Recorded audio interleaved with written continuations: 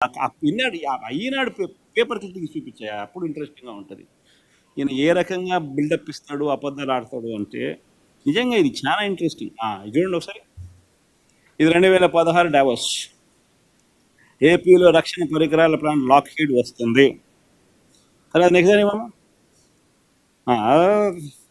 2017 high speed రైళ్లు, high speed ఎంత ఈనాడే, నేను వేరేది ఏం చెప్పను. ఎందుకనంటే వీళ్ళంతా ఒక ముఠ, ఎంతో ఒక దొంగల ముఠ,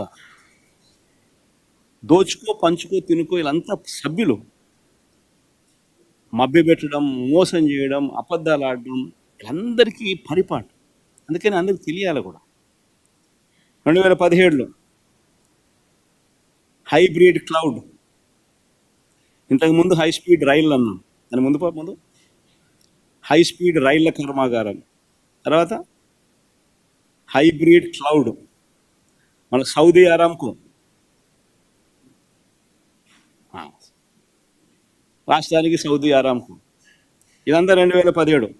2018 చంద్రబాబు గారు డావోస్ వెళ్ళినప్పుడు రాష్ట్రానికి 150 సంస్థలు వస్తాయన్నాడు. అసలు క్వశ్చన్ మార్కులు ఏమి ఉండవు, అన్నీ దాన్నే కనీసం క్వశ్చన్ మార్కులన్నా ఉండవు. ఎక్కడైనా గమనించినా లేదో మీరు, అన్నీ కన్ఫర్మ్ న్యూస్. రాష్ట్రానికి 150 సంస్థలు, రాష్ట్రానికి ఎయిర్ బస్,